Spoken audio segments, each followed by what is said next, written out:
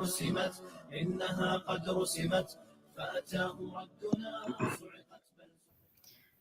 Well, joining us next is Ricardo Maarman, author of The Subversion of South Africa, founder of Show Us the Virus movement, and president of the Azania Peaceful Revolution political party. We're discussing his book, some of the key themes and his views on South Africa's governance, as well as what he expects from the State of the Nation address. Now, his book, one of the reviews that I read was by political analyst Sipho Siepe, and he says the subversion of South Africa by Ricardo Maarman is perhaps the most stinging rebuke of the ANC government since it took office in 1994.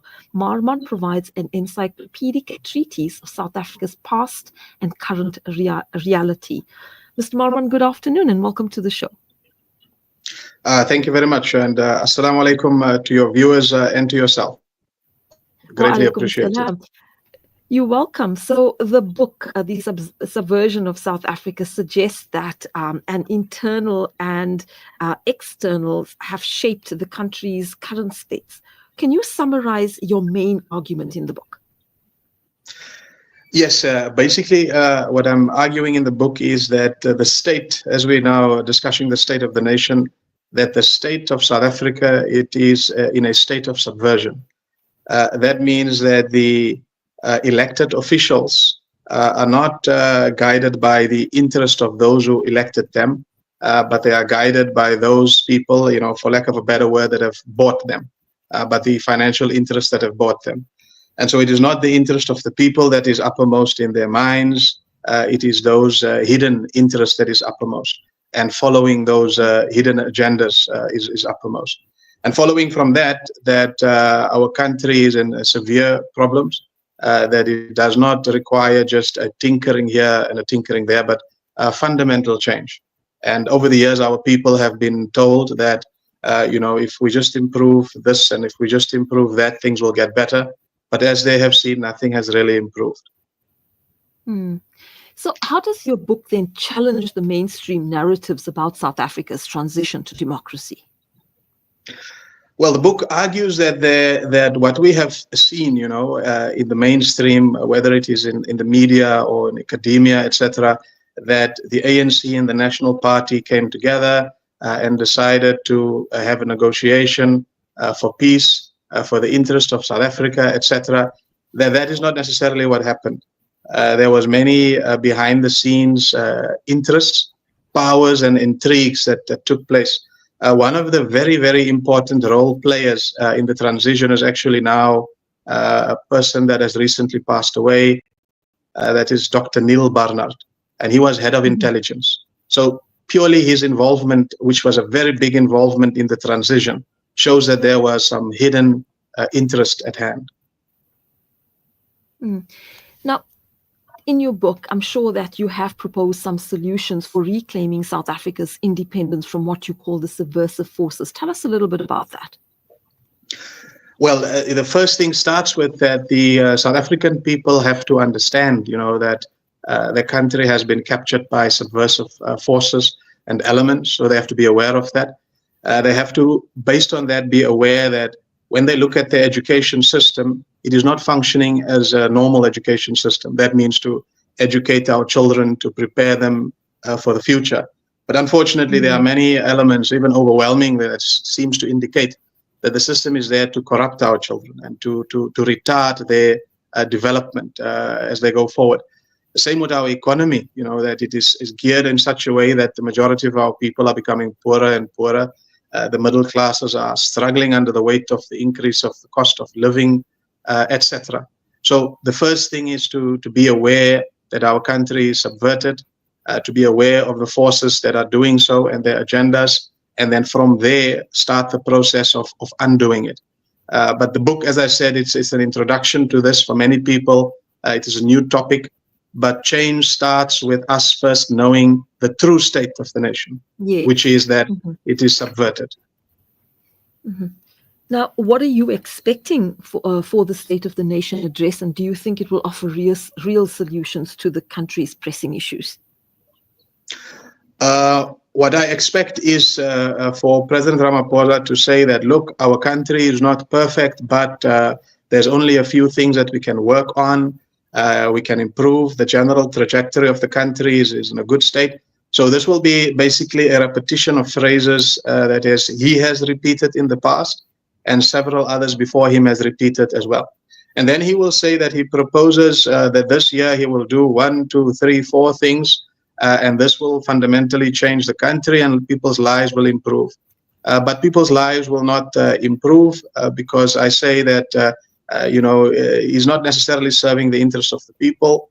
And the changes that he will propose will not be fundamental changes that will improve the lives of the people. So what I hear him to say is the opposite of what I'm saying. He will say that the state of the nation is generally good, but we just have to work on a few things. And I believe that it is generally bad, and we have to fundamentally change the system. So basically what you're saying is that SONA doesn't reflect the people's will, but is actually just political theater. Exactly. It is political theater.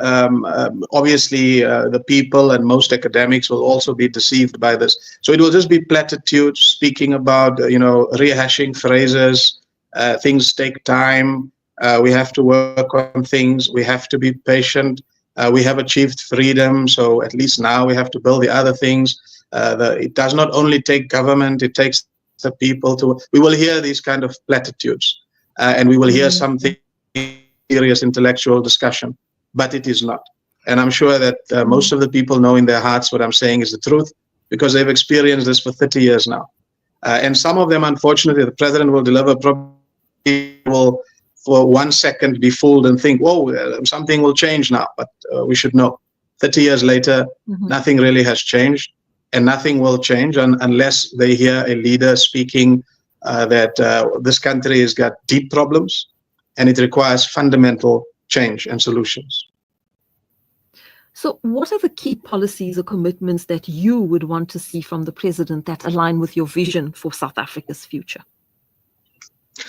One, I think, obviously, there are many. As I said, the country is thoroughly subverted, so there are many, many problems, but I'll focus on a few. So the one is the cost of living. The cost of living has risen through astronomical proportions. Most South Africans are struggling to cope. Electricity prices are going to increase, has increased again. Food prices are high, etc. So one would expect the president to say something that he will fundamentally stop this increase in the rise of the cost of living, and that he will reverse it completely. So that is one that I would expect to hear. And of course, but I don't think we're going to hear anything significant as far as cost of living is concerned. And second issue is obviously close to my heart is the issue of healthcare.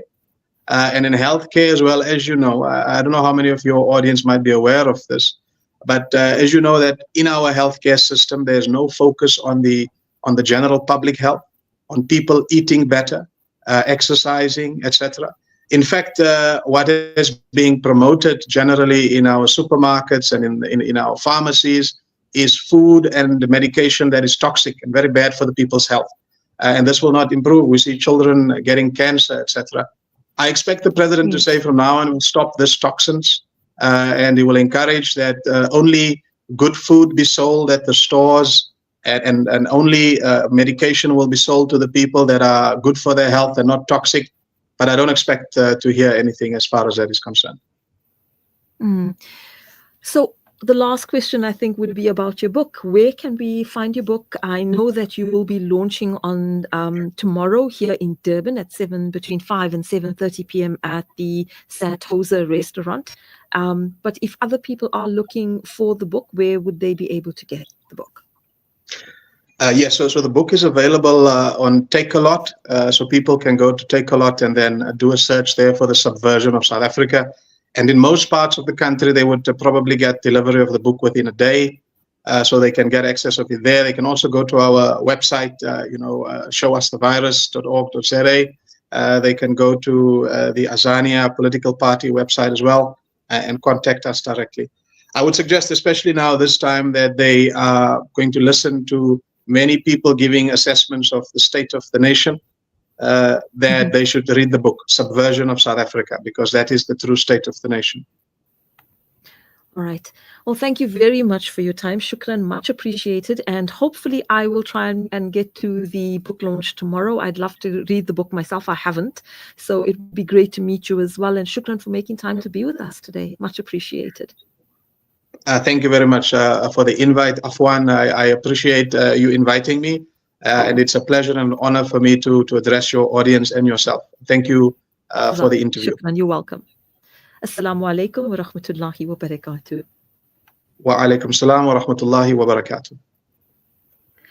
Right, and that was Ricardo Maarman talking to us about his book as well as some of his expectations for SONA that takes place at 7 p.m. tonight when the president will be addressing the citizens of South Africa.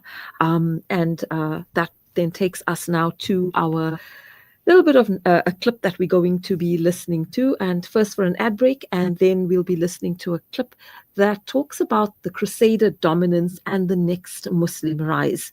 And that would take us to the end of today's show and to our news bulletin. Jazakallah khair for listening. Assalamu alaikum wa rahmatullahi wa barakatuh.